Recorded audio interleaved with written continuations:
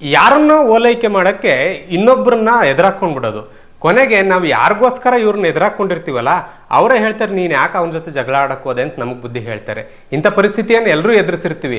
ಅಂಥದ್ದೇ ಒಂದು ಪರಿಸ್ಥಿತಿಯನ್ನು ಎದುರಿಸಿ ಬಹಳ ದೀರ್ಘಕಾಲ ಪಶ್ಚಾತ್ತಾಪ ಪಟ್ಟಿರುವ ಒಬ್ಬ ವ್ಯಕ್ತಿ ಯಾರು ಅಂತಂದ್ರೆ ಅಶ್ವತ್ಥಾಮ. ಏನಾಗುತ್ತೆ ಅಂದ್ರೆ, ಈ ಕುರುಕ್ಷೇತ್ರ ಯುದ್ಧ ನಡೆಯುತ್ತಲ್ಲ, ಆ ಸಂದರ್ಭದಲ್ಲಿ ಅಶ್ವತ್ಥಾಮ ದುರ್ಯೋಧನನನ್ನ ಖುಷಿ ಪಡಿಸ್ಲಿಕ್ಕೋಸ್ಕರವಾಗಿ ಒಂದು ಐಡಿಯಾ ಮಾಡ್ತಾರೆ. ಈ ಅಶ್ವತ್ಥಾಮ ಯಾರು ಅಂತಂದ್ರೆ ದ್ರೋಣಾಚಾರ್ಯರ ಮಗ. ಅಶ್ವತ್ಥಾಮ ಏನ್ ಮಾಡ್ತಾರೆ ಅಂದ್ರೆ, ರಾತ್ರಿಯ ಸಮಯದಲ್ಲಿ ಮಲಗಿರುವಂತಹ ಈ ಪಂಚ ಪಾಂಡವರ ಮಕ್ಕಳಿರ್ತಾರೆ, ಚಿಕ್ಕ ಚಿಕ್ಕ ಮಕ್ಕಳು. ಆ 5 ಮಕ್ಕಳ ತಲೆಯನ್ನ ಕಡಿದು ಬಿಟ್ಟು ಅದನ್ನು ದುರ್ಯೋಧನನಿಗೆ ಉಡುಗೊರೆಯಾಗಿ ತಂದು ಕೊಡ್ತಾರೆ.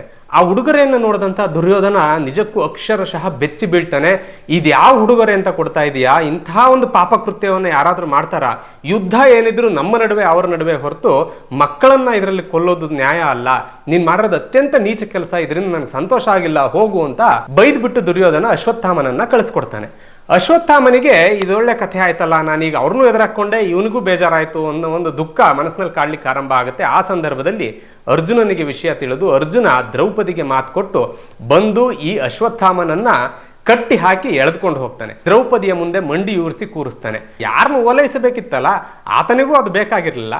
ಈ ಕಡೆ ಮಾಡಿದ ತಪ್ಪು ಏನು ಚಿಕ್ಕದಾಗಿಲ್ಲ. ಅಶ್ವತ್ಥಾಮ ಬದುಕಿದ್ರೂ ಸತ್ತಂತಿರ್ಬೇಕು ಅನ್ನೋ ಕಾರಣಕ್ಕಾಗಿ ಆತನ ಶಿಖೆಯನ್ನ ಕತ್ತರಿಸಲಾಗುತ್ತೆ, ಆತನ ಮಣಿಯನ್ನ ಆತನಿಂದ ಕಿತ್ಕೊಳ್ಳಲಾಗುತ್ತೆ. ಮತ್ತೆ ಕೃಷ್ಣ ಒಂದು ಶಾಪ ಕೊಟ್ಟು ಈ ಅಶ್ವತ್ಥಾಮನನ್ನ ಚಿರಂಜೀವಿ ಮಾಡ್ತಾನೆ. ಅಶ್ವತ್ಥಾಮ ಬದುಕಿರುವವರೆಗೂ ಅಂದ್ರೆ ಕೊನೆಯವರೆಗೂ ಆತ ತನ್ನ ಆ ಒಂದು ಪಶ್ಚಾತ್ತಾಪದಲ್ಲಿಯೇ ಬೆಂದು ಹೋಗ್ಬೇಕು ಅಂತ ಅಶ್ವತ್ಥಾಮ ಹೇಳ್ತಾನೆ. ಇಂಥ ಶಿಕ್ಷೆ ಯಾರಿಗೂ ಬೇಡ ಅಂತ.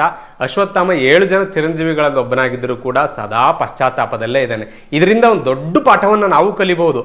ಯಾರನ್ನೋ ಓಲೈಸ್ಲಿಕ್ಕೆ ಇನ್ಯಾರನ್ನೋ ಎದುರಾಕೊಳ್ಳೋದು, ಯಾರ್ದೋ ಓಲೈಕೆಗೆ ಇನ್ಯಾರಿಗೋ ದ್ರೋಹ ಮಾಡೋದು, ನೋವುಂಟು ಮಾಡೋದು, ಈ ಕೆಲಸವನ್ನ ಯಾರೂ ಕೂಡ ಯಾವತ್ತೂ ಮಾಡಬಾರದು. ಮಾಡಿದ್ರೆ ಕೊನೆಗೆ ಅವ್ರಿಗೆ ಪಶ್ಚಾತ್ತಾಪವೇ ಸಿಗೋದು ಅನ್ನುವಂಥ ಒಂದು ದೊಡ್ಡ ಪಾಠವನ್ನ ಈ ಕಥೆ ಹೇಳುತ್ತೆ.